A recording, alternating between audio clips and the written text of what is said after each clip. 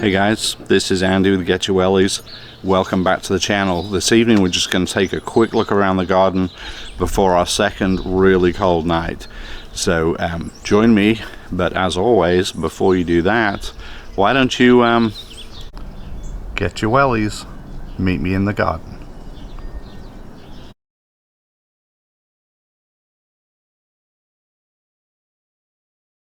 Alright guys, so welcome back. Arkansas weather, for those of you who don't live here, is very strange. We have really seasons that are not normal. They sometimes are really short. Spring and fall particularly can be very short, and so it can really mess you up gardening when things are not really, you're sort of fighting the weather. So I'm going to show you a few things that are going on around the garden. Some of these plants, and they're ornamentals, but just to show you, some plants are pretty tough. The ones that are not, you just need to kind of wait till it warms up. I am fairly confident that after this snap of cold weather, I'm going to wait for a little bit of a warm up and then put some stuff in. So this is chives. Chives are pretty tough. This one's been in this pot here for 2 or 3 years, and it usually is one of the first things to flower even before the last frost date. As you can see, we got buds up on here. These will be a little kind of fluffy bluish purple flower that the bees really like. This is usually the first place I see honeybees in the garden, so we'll be looking for those, and I'll show you those when they open up too. And this is in the rain gutter garden. This row, it looks really scruffy right now, but in part that's because I'm actually going to take it out this year. So these last 2 rows on the rain gutter are going to come out, and I'll just have one, and then I'm going to line up tubs here. But this is bee balm. I have it in another place in the garden. It's in the mint family, so it's very prolific, and this always comes back early, so lots of shoots here. This is I don't know that I'll really need to transfer any of this. I may get some out and give it to people who want it, but very pretty flower, attracts a lot of pollinators. The smell actually is really quite nice. I like it. Yeah, it smells really good. Now this is the bed right here that I had put a lot of like used soil, put some extra feed and fertilizer in it, but this bed is my banana plant bed. This is where the biggest one was last year, and I literally just hacked it down and put the pieces in the bed. Now it's covered with some soil that's left over. I'm probably going to use some out of the buckets and fill it up some more, and then put it amend it some more before the shoots come up. It's a little early I think to see shoots coming up. I actually got some shoots coming up pretty early last year, but I don't recall the exact date. But I do think we were a little bit further out than this, but I was quite pleasantly surprised that they came back, because before that, each year I had dug them out and then put them back in. There's really, we don't have any signs. I'm looking, I don't see anything that looks like a banana plant coming up yet though. Anyway, hopefully some of those will pop back up. The rhizomes are usually pretty safe underground until it warms up. The soil, I'm sure, needs to be warmer for those to do their thing. And I've got just a few elephant garlics in here. These I planted last year, a little bit later in the year, so I wasn't sure if they'd come up.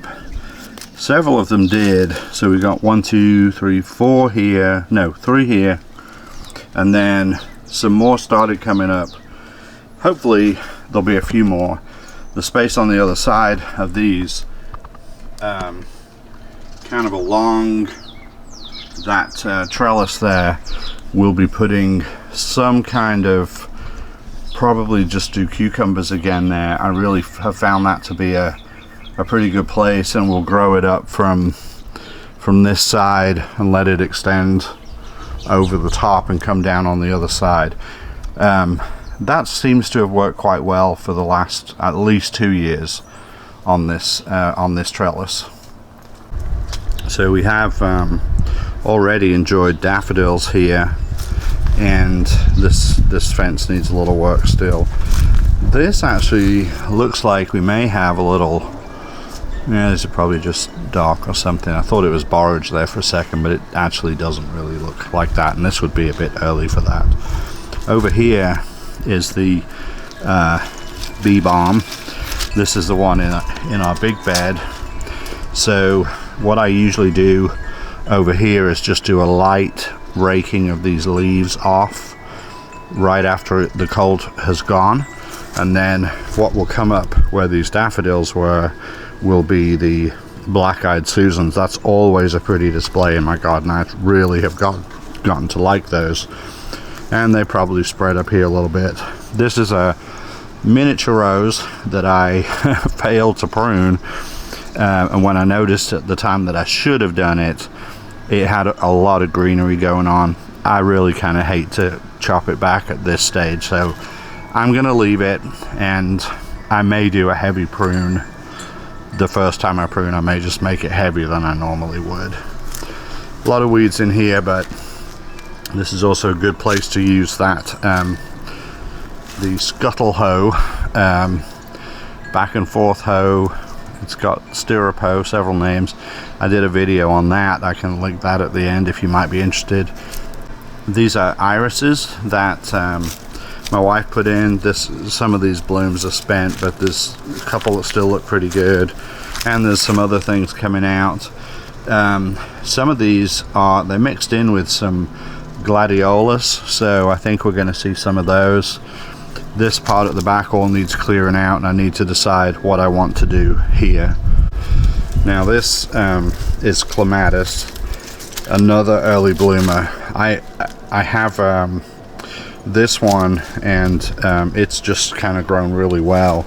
My neighbor gave us a cutting of one of those too, but it's going to come into full flower pretty quickly. As you can see, there's already a lot of blooms on it, which is really nice. Now this part of the garden here is actually sort of dark, to be honest. You can see the English ivy back in there. We usually cut that back pretty hard, and it's you can see it's on the fence, so I'm gonna have to get in there and hack that back too. I probably need to do that before it gets too hot, because this bed is sort of notorious for ants, and I don't want to get eaten up in there. So what I have thought about doing is putting a soaker hose back here, and maybe doing a small water feature, big enough to put a couple of goldfish in, maybe, and some plants that might do okay around a very small pond. And when I say small, I'm talking like the size of, you know, a tub, like 20 gallons or something, and set it down in the ground, maybe do rocks around it. But if I put a soaker hose in here, this area actually can stay pretty wet, and it has a natural carpet of leaves, which we'll just replace that with something else till the leaves come back in the fall. But I think this end of this corner just is a little bit difficult, other than the clematis coming out and looking pretty stunning for a while. Other than that, though, it's pretty hard to do much else. So this may be a project for me, and hopefully something easy that I can share with you a little bit later. So the crossvine is definitely one of the first things to flower out, and this has got a lot more buds on it this year than it has in the previous years. This is actually only its third year here, so, and it was just well, you can sort of see down here, it was probably about up to here when I got it. It was a fairly small pot, and the vine was not very thick, and now it's pretty good size. If you can see that, I don't know, got the camera at an awkward angle, sorry. But anyway, this is very pretty. Hopefully it'll still be around when the hummingbirds show up, but again, it kind of got warm a little early, and now we're having another cold snap, so we really don't need hummingbirds to show up, and I don't think they will. They're following their instincts from down there in the Yucatan Peninsula is where most hummingbirds come from, and they actually migrate up here for the warmer weather. Some of them kind of go up through California and up that way. Some of them come up on the kind of southeastern side of the US, central US, and go up that side up into Canada. So we get a pretty good amount of hummingbirds. Typically the ones that we see were actually here last year. They find their way back, which is really cool. Some of them do look familiar. And you guys might remember the tubs I have here, the rail planters they call them. I have 2 of them. Right now there's nothing in them. I cleaned them out, added some good soil to them, and I think what I'm going to do is pop some radish seeds in here tomorrow, and then just whenever that soil warms up a little bit more, we should be able to get some radishes up here. They are good in, some of them as little as 23 days from seed to harvesting them, but 30 days easily. So other than the really big ones, but if you just want the regular ones, you can actually grow those in 30 days, and they prefer it cool. They taste better when it's cool too. So we'll stick some in here, and we'll kind of check that out on one of the next videos. And while I'm doing this video, I've also got the smoker going and doing some burgers on here. It's got that cooking. I think I actually need we need a few more pellets in here. See down in there. It's probably going to need a few more to get done, but always like cooking outside, and making videos kind of makes me hungry. And I do not remember what this is, but whatever it is has come back really, really well. It looks great. Pansies and violas looking really good, bushing out. That's a little small one, straggler, but it's going. Another pansy, another viola. Same in the other trough over here. So this is an ornamental cabbage, and it's of course has gone to seed. As you can see, it's bolted and now got very pretty flowers on it. So that is pretty much on its last legs, but we'll be doing something else in the pot. Some of the strawberries are trying to come back in the green stalk, but it's going to need some more soil down in here. It needs filling up. We got stuff that, oh, that's dry. That just needs to come out. Anyway, that's all rooted up, so that's probably going to need a whole lot of new soil in there. Yeah, we'll get it while I'm here. Actually, soil still looks good, but it definitely needs amending. That one. We have also really enjoyed this honeysuckle. So it is a very pretty colored, let me try and get in close. Again, I'm sorry if this is not really good photography, but the sun is out and making this a little difficult. I think you can probably see that fairly well. Let's see. Yeah. So these are super pretty. Not much smell. It does have a few days where it seems to smell more pungent, but it's not like when you think of honeysuckle growing on the side of the road on hedgerows and stuff, it's not like that. It's much less pungent, but it is very pretty. These also tend to grow a little bit slower. It's somewhat more manageable than just putting a wild one out here. When we got it, it was short. It was probably here somewhere. I think you can see that. Yeah, probably around here. but it's grown. This will be its second full year, and it's grown all the way up the trellis. It's grown over the top, and it's starting to come down the side over here. So we probably won't need to plant anything on this other side.